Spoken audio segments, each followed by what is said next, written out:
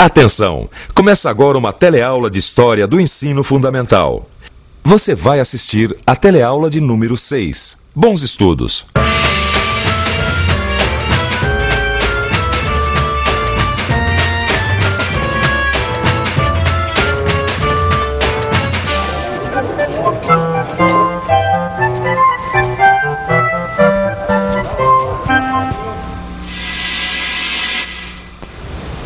Olhe bem para essa fotografia.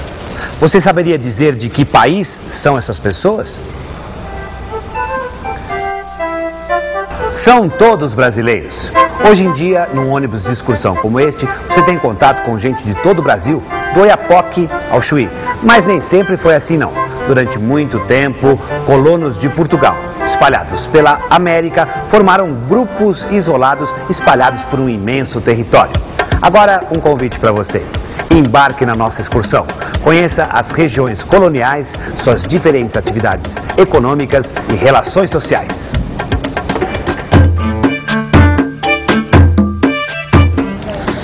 Deste terminal rodoviário partem e chegam ônibus de todas as regiões do Brasil. Se eu quisesse ir para Vacaria, que fica em Rio Grande do Sul, era só comprar uma passagem e embarcar. Mas nem sempre foi assim tão fácil conhecer o país. No final do século XV, Portugal e Espanha assinaram o Tratado de Tordesilhas, que dividia o Novo Mundo em duas partes. A região daqui para lá pertencia aos espanhóis e daqui para cá aos portugueses. Assim, quando chegaram ao Brasil em 1500, os portugueses só tinham direito a esta faixa de terra no litoral. Hoje o Brasil é assim, tem este contorno. Mas por que será que os portugueses romperam o Tratado de Tordesilhas? E como eles conseguiram aumentar tanto assim o nosso território colonial? As respostas para essas e outras perguntas estão na nossa aula de hoje. Nós estamos atravessando agora a região do Nordeste Pastoril. Esta região foi colonizada pelos portugueses a partir do século XVII. Como o próprio nome está dizendo, a região pastoril tinha pastos, isto é, servia para a criação de gado. Agora, atenção para o rio que aparece no mapa, é o São Francisco. Os rios eram muito importantes para a criação de gado, como dizia um escritor daquela época, Antonil. E por que as fazendas e os currais do gado se situam onde há largueza de campo e água sempre manente dos rios ou lagoas? Por isso, os currais da parte da Bahia estão postos na borda do rio de São Francisco, na do Rio das Velhas, na do Rio das Rãs, na do Rio Verde e outros rios, onde estão atualmente mais de 500 currais. Este texto é de Antonil, um escritor que viveu aqui no Brasil no século XVII. O senhor me dá uma licencinha? Como é que nós vamos indo assim, direto para o interior, sem antes passar pelo litoral, onde se plantava tanta cana? É a primeira vez que a senhora viaja conosco? É sim. Litoral e a lavoura açucareira, chamada Grande Lavoura, já foram estudados. A aula de hoje é sobre o interior. Aliás, interior é o que não falta no Brasil. Os colonizadores começaram a criar gado para apoiar a indústria açucareira. Os bois serviam de animais de tração para as moendas e o transporte de cargas, além de fornecerem alimento para as populações dos engenhos, é claro. As terras do litoral eram mais férteis e melhores para o plantio da cana. Por isso, desde o século XVII, a lavoura de cana-de-açúcar empurrou as fazendas de gado para o interior. Satisfeita, minha senhora? Mais ou menos. Acho que o senhor pode me esclarecer uma outra dúvida. Eu sei que nos engenhos, quem fazia quase todo o trabalho eram os escravos africanos. Tinha escravo suficiente para cuidar do gado no interior também? Bem, essa é uma questão interessante. Talvez valesse a pena a gente consultar o nosso especialista. Os trabalhos mais recentes da historiografia brasileira vêm demonstrando que tanto na agricultura quanto na pecuária predominou o trabalho escravo. Na pecuária, a família era fundamental. Com boiadas e currais espalhados por extensos campos, a fórmula encontrada pelos senhores foi estabelecer famílias nos currais, homem, mulher e crianças, que estabilizam o indivíduo, evitando fugas. Você é brasileira? Sou. De que região você é? Eu sou do sul. Mostra aqui que região é. Aqui, ó. Aqui embaixo. Mineira. Qual é um prato típico gaúcho? Churrasco. Arroz de carreteiro, gado, peão. Como a gente pode ver, não foi só no Nordeste que se formou uma região pastoril. Só que no Sul, a criação de gado teve outros motivos. Os exploradores das minas precisavam de carne para alimentação e de animais de transportes. Os tropeiros sulistas forneciam os muares, levavam o ouro aos portos e voltavam com mercadorias. Como podemos ver, neste mapa do Brasil no século XVII, duas grandes regiões se dedicaram à pecuária no Brasil colonial. O sertão do Nordeste desde o século XVII e os Campos Gerais do atual Rio Grande do Sul. Atenção, atenção, preparem suas máquinas fotográficas. Já estamos chegando na Amazônia. O senhor disse já? Eu achei que não ia chegar, mas nunca. Este é um país muito grande.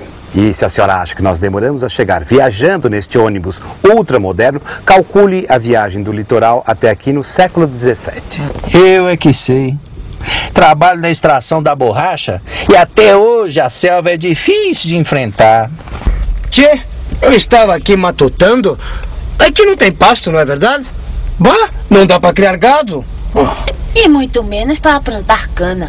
Por isso mesmo, quem primeiro se aventurou por aqui foram os padres que vieram catequizar os índios. Eles organizavam aldeias chamadas missões. E eles pertenciam a várias ordens diferentes religiosas, inclusive a dos jesuítas. A solução encontrada foi aproveitar as riquezas naturais que ali existiam. Eram as drogas do sertão, que deviam ser coletadas pelos trabalhadores indígenas. Essa situação causou uma série de conflitos entre missionários e colonos, porque os missionários acusavam os colonos de abusar do serviço dos índios, atrapalhando o seu serviço nas roças e prejudicando a catequese.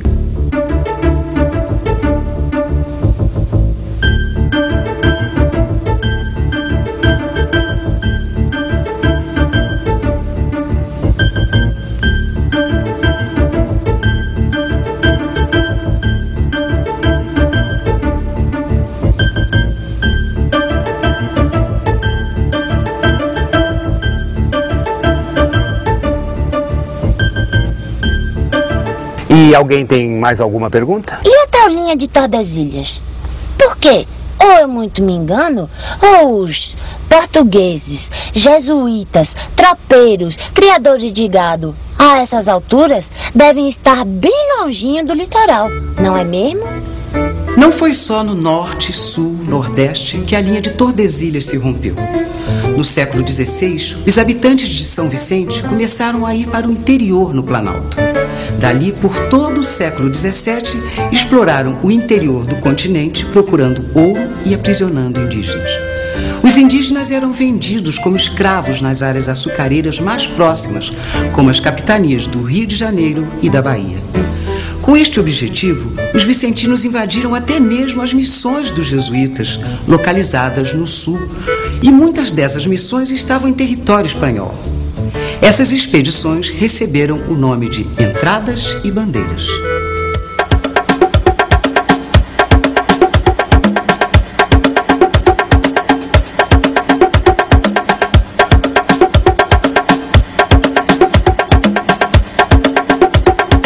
Quem foi a Anhanguera, você sabe?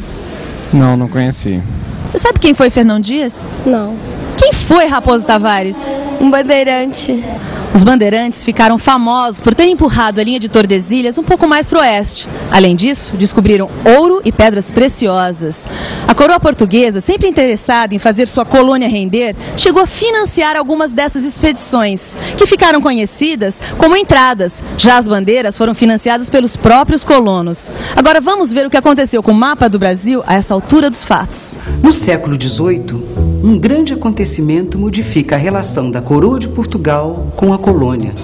A descoberta de ouro e diamantes, onde estão hoje os estados de Minas Gerais, Mato Grosso e Goiás. Portugal passava por uma crise financeira grave. A riqueza da região das minas era a solução. Nós estamos quase chegando a Minas Gerais. Os senhores sabem onde está Minas Gerais? Uai, Minas está onde sempre esteve, senhor. Não, eu disse historicamente, meu senhor. Depois da descoberta das riquezas minerais, a região se tornou a menina dos olhos de Portugal. Bem, o padre Antonil também escreveu sobre isso. A sede insaciável do ouro estimulou a tantos a deixarem suas terras e a meterem-se por caminhos tão ásperos como são os das minas. Dizem que mais de 30.000 almas se ocupam umas em catar e outras em mandar catar nos ribeiros do ouro e outras em negociar. Cada ano, vêm das frotas quantidades de portugueses e de estrangeiros para passarem às minas. Das cidades, vilas, recôncavos e sertões do Brasil vão brancos, pardos e pretos e muitos índios, homens e mulheres, moços e velhos, pobres e ricos, nobres e plebeus, seculares e clérigos e religiosos de diversos institutos, muitos dos quais não têm no Brasil convento nem casa.